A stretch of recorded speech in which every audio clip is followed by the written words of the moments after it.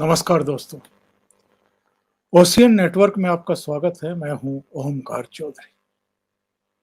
Supreme court का जो फैसला शुक्रवार को आया है, महाराष्ट्र विधानसभा के पीठासीन अधिकारी भास्कर जाधव, संसदीय कार्य मंत्री अनिल परब और एमवीए सरकार को लेकर के और 12 भारतीय जनता पार्टी के एमएलए को 1 साल के लिए निलंबित करने को लेकर के उसे हर तरीके से ऐतिहासिक कहा जाएगा। ये करीब-करीब वैसा ही फैसला है जैसा किसी जमाने में एसआर बोम्मई को लेकर के सुप्रीम कोर्ट का आया था। तब सुप्रीम कोर्ट ने कहा था कि कोई सरकार बहुमत में है या नहीं है, इसका फैसला राजभवन से नहीं होगा, फ्लोर से होगा। फ्लोर पर यह साबित करे सरकार कि वो बहुमत में है या नहीं है। और उसके बाद से आप जानते हैं कि जो केंद्र सरकार के द्वारा राज्य सरकारों को बर्खास्त कर दिया जाता था 356 लगा करके, या राजभवनों से जो फैसले हो जाते थे वो होने करीब करीब बंद हो गए। इस फैसले के बाद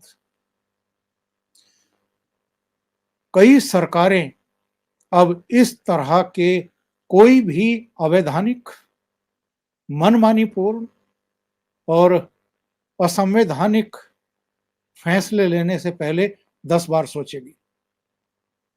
आज के फैसले में तो सुप्रीम कोर्ट ने साफ कर दिया है। अदालत ने कहा है कि जो निलंबन का आदेश था वो असंवैधानिक है, अवैध है, मनमाना है। और आप जानते हैं, जिस समय यह फैसला हुआ था 5 जुलाई 2021 को, उस समय सदन में शरद पवार की पार्टी के उप मुख्यमंत्री, उनके भतीजे अजित पवार भी थे, मुख्यमंत्री उद्धव ठाकरे भी थे और पूर्व मुख्यमंत्री देवेंद्र फडणवीस भी थे। और इस फैसले के विरोध में देवेंद्र फडणवीस और उनकी पार्टी के विधायकों ने सदन की कार्रवाई का बायकॉट करने का ऐलान किया था। बाहर समानांतर विधानसभा उन्होंने चालू की थी और जब प्राइवेट चैनलों ने उनकी उस समानांतर विधानसभा का प्रसारण शुरू किया तो ये कहकर के उन्हें प्रसारण से रोका गया कि विधान परिषद, विधानसभा के परिसर में आप आकर के इस तरीके से लाइव प्रसारण नहीं कर सकते।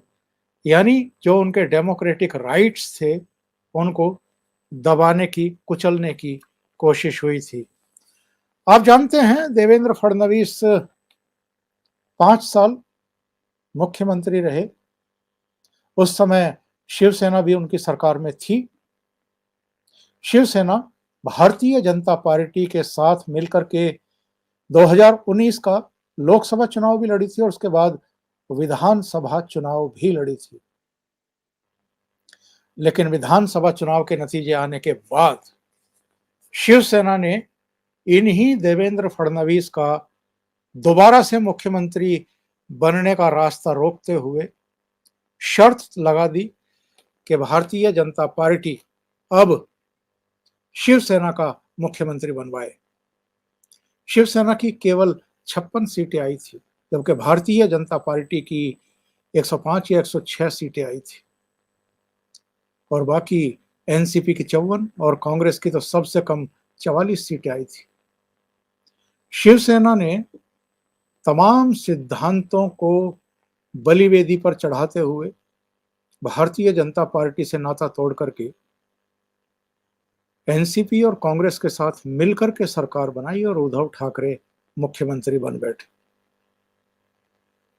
वही देवेंद्र फडणवीस सुप्रीम कोर्ट के आज के फैसले के बाद एमवीए सरकार पर जमकर बरसे।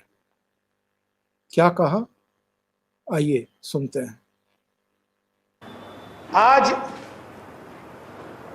देश के उच्चतम न्यायालय ने, सुप्रीम कोर्ट ने महाराष्ट्र के सस्पेंडेड 12 विधायकों के मामले में जो ऐतिहासिक फैसला दिया है, मैं सर्वोच्च न्यायालय का बहुत बहुत आभार व्यक्त करता हूं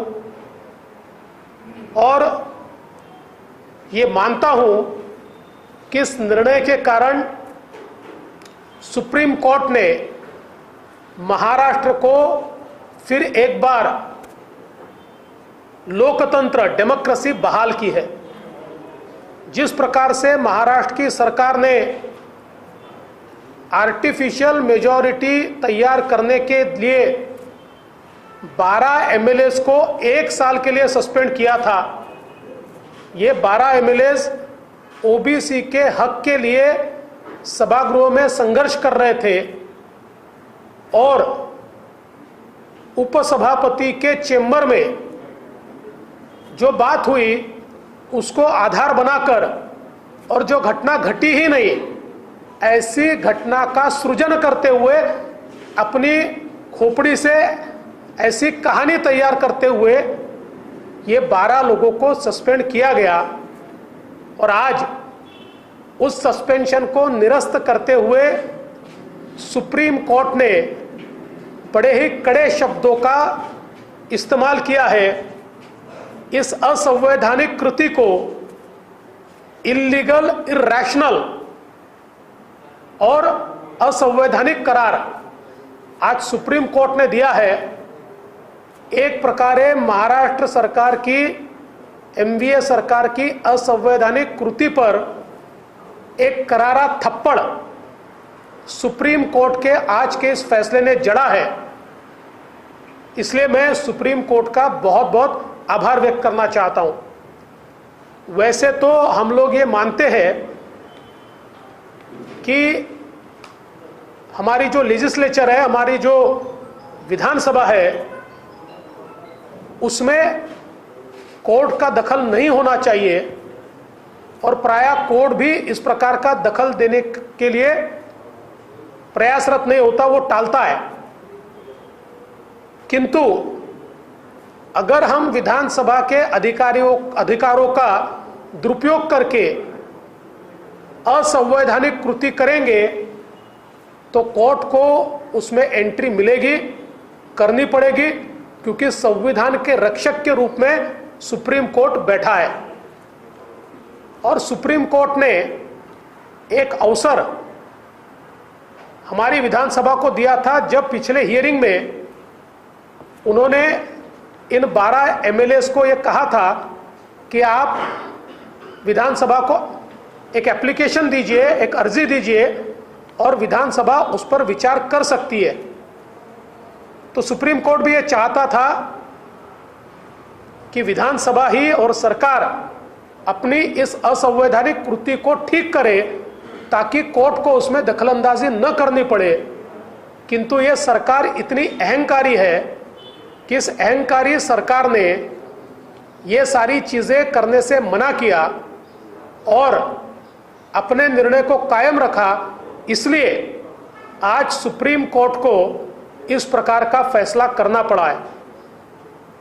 हम ये मांग करते हैं, जिन लोगों ने ये षड्यंत्र रचकर हमारे 12 एमएलएस को बाहर रखा, अब उनका भी पर्दाफाश होना चाहिए और इन 12 एमएलएस को इल्लीगली, इर्रैशनली, अनकॉन्स्टिट्यूशनली बाहर रखने के लिए ये 12 एमएलएस की कॉन्स्टिट्यूएंसी की जनता की माफी ये एमवीए की सरकार ने मांगनी चाहिए।